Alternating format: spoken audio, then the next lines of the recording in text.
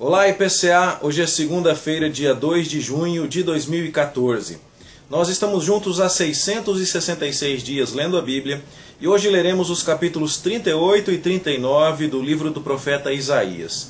Essa história que leremos hoje também está narrada lá no capítulo 20 do segundo livro dos Reis e também no capítulo 32, dos versos 24 a 31 do segundo livro das Crônicas. Textos destes que leremos todos no dia de hoje. O que temos na perspectiva de Isaías é uma história que faz a transição da primeira parte do livro para a segunda parte. A primeira parte do livro mostrou como Deus era poderoso e capaz de governar o seu povo em bênção. Como as nações não eram capazes de oferecer socorro ou ajudar naquele cenário tumultuado do mundo da época. E nos capítulos 36 e 37 nós tivemos a primeira parte de uma história que ilustra isso. Deus de fato foi capaz de salvar a cidade de Jerusalém do ataque, do cerco que Senaqueribe, rei assírio, lhe promoveu. Agora, nos capítulos 38 e 39, nós continuamos a ver a questão da confiança em Deus e do quanto Deus é poderoso para salvar o seu povo, agora vendo a história de quando Deus curou o rei Ezequias de uma enfermidade mortal. O relato de Isaías é um pouco mais resumido. O relato do segundo livro dos Reis, no seu capítulo 20, é um pouco mais extenso e coloca lá as coisas numa ordem um pouco mais direta do que aqui em Isaías. E o que nós vemos basicamente é que o rei Ezequias adoeceu, que o profeta foi falar a ele que ele tinha que colocar a casa em ordem porque morreria, mas que Ezequias clama a Deus dizendo que tinha procurado obedecer ao Senhor e pede por misericórdia, e Deus então lhe concede outros 15 anos de vida. Deus diz a ele que dentro de 3 dias ele estará curado, voltando a adorar no templo, e Ezequias pede um sinal, e de acordo com as opções que Isaías lhe fornece, opções estas que estão relatadas lá no capítulo 20 de 2 Reis, se o sol no relógio que a casa havia construído deveria avançar ou recuar 10 graus, Ezequias escolhe o sinal de que o sol recue 10 graus, e assim a prova de que Deus ia fazer o que estava falando é dada ao rei Ezequias. Aqui nós vemos já um contraste entre o rei Ezequias e o rei Acás, em sua história lá do capítulo 7. O rei Ezequias aceitou o sinal oferecido por Deus e confiou no livramento que Deus haveria de lhe dar por ocasião desta sua doença. Mas é exatamente este o tema de Isaías. Deus é digno de confiança, você vai confiar?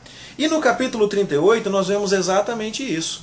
Ele fica doente, Deus diz que ele vai morrer, ele ora, Deus diz que ele vai ser curado, ele faz inclusive um salmo mostrando que ele esteve à beira da morte, mas que Deus o socorreu, e então é dito que ele aceitou o sinal que Deus lhe deu.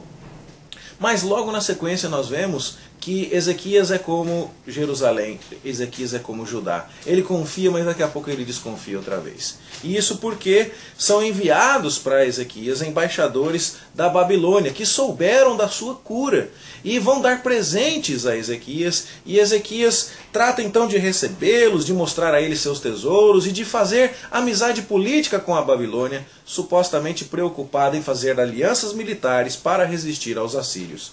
E isso então coloca em perspectiva mais uma vez toda a situação que Isaías debate ao longo do livro inteiro. Vocês vão ou não vão confiar em Deus? Porque Ezequias confiou em Deus e Jerusalém foi liberta dos assírios, lá nos capítulos 36 e 37. Ele confiou em Deus e foi curado da sua enfermidade, capítulo 38. Mas assim que ele teve chance de fazer amizade com os babilônicos, ele não desperdiçou a oportunidade, o que mostrou que ele não estava confiando. Na verdade, nós entendemos que os capítulos 38 e 39 contam para nós fatos que aconteceram antes dos fatos narrados nos capítulos 36 e 37. Ou seja, entendemos que a doença de Ezequias aconteceu antes do cerco de Jerusalém por Senaqueribe. Por quê? Primeiro, o verso 6 do capítulo 38, Deus diz que vai curar Ezequias, mas que também vai livrá-lo das mãos do rei da Assíria. Se isso já tivesse acontecido, não faria muito sentido essa palavra de Deus para ele. Depois, nós também já vimos que Ezequias mandou para Senaqueribe vários dos tesouros que ele tinha em Judá para tentar demover Senaqueribe de cercar Jerusalém, e isso acabou não funcionando. Como estaria o tesouro que ele mostrou aos babilônicos ali, se ele já tivesse despojado todo o reino para presentear Senaqueribe? Isso também não faria sentido. Por fim, não ia fazer muito sentido que os babilônicos chegassem apenas para falar da cura que Ezequias recebeu, se ele já tivesse obtido a vitória contra Senaqueribe. Então, esses argumentos nos fazem entender que a cura aconteceu antes do cerco. Mas por que Isaías narrou as coisas na ordem inversa? Por causa da questão da confiança. E o que temos aqui? Os capítulos 1 a 12 falam: confiem em Deus. Os capítulos 13 até 35 dizem: não confiem nas nações. Nos capítulos 36 a 39 nós temos um desafio agora. Vejam como Deus é confiável. Ele libertou Jerusalém do cerco de Senaqueribe. Veja como vocês precisam tomar cuidado para confiar no lugar certo. Até o rei que foi curado, quando recebeu a visita dos babilônicos, resolveu confiar na Babilônia outra vez. E isso, contado desta maneira, mostra que Jerusalém, que os habitantes de Judá são como Ezequias, que não confiam de verdade no Senhor, que vacilam nessa confiança e que, portanto, precisam ainda de outras lições que a história vai trazer através do cativeiro da Babilônia. E é assim que nós terminamos o capítulo 39, com o profeta Isaías dizendo: os babilônicos que você agora recebeu com tanta pompa, são eles que vão levar os seus filhos, e os tesouros que os seus pais ajuntaram com tanto esforço, são eles que vão levar tudo isso para lá e vão fazer de vocês cativos. E aí então, do capítulo 39 em diante, a partir então do capítulo 40, nós vamos ter o cativeiro da Babilônia, que vai acontecer anos depois, em perspectiva. A ideia de que uma nação que não aprendeu a confiar em Deus, mesmo depois de ter recebido libertação das mãos dos assírios, teria que aprender a confiar em Deus depois de ter sido levada para o cativeiro pelos babilônicos. E é assim que nós vamos estudar a partir de amanhã, se Deus nos permitir, esses temas. Esse relato, essa história que nós vimos aqui, é repetido no livro dos Reis, onde nós vemos as coisas colocadas de uma ordem um pouco mais direta. Alguns detalhes que não estão aqui em Isaías estão contados ali.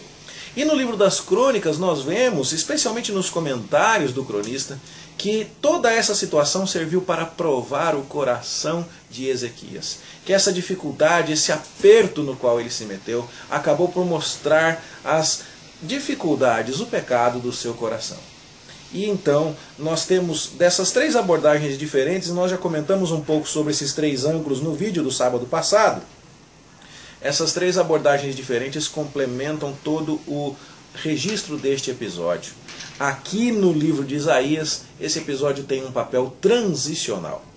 Nós vamos deixar o período da Assíria e a manifestação que Deus deu do quanto ele era confiável ao livrar Jerusalém das mãos dos assírios, e vamos agora pensar no período da Babilônia, quando Deus vai trazer o seu povo de volta do cativeiro para mostrar o quanto ele domina sobre tudo, o quanto ele conduz a história e o quanto ele é digno de confiança.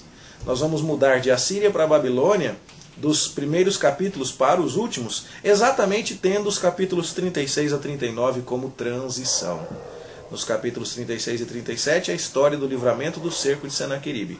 Nos capítulos 38 e 39, a história da cura de Ezequias, a sua recepção da embaixada dos babilônicos e a profecia de Isaías de que a Babilônia levaria Jerusalém para o cativeiro. Assim, o livro vai tendo uma sequência muito clara para nós. Deus é digno de governar vocês com toda a sua majestade, ele é competente, ele é digno da confiança de vocês. Não confiem nas nações, elas não serão capazes de livrar vocês.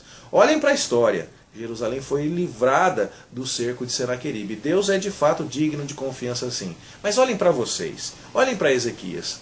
Nem assim vocês aprendem a confiar em Deus e ainda fazem alianças humanas. E por conta disso vocês vão parar no cativeiro da Babilônia.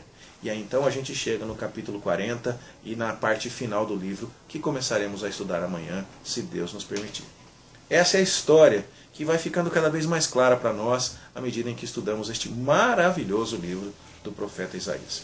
Deus abençoe a sua vida, espero que estes comentários o ajudem a crescer na compreensão, no entendimento da palavra de Deus. Boa leitura, bom estudo para você e até amanhã, se Deus quiser.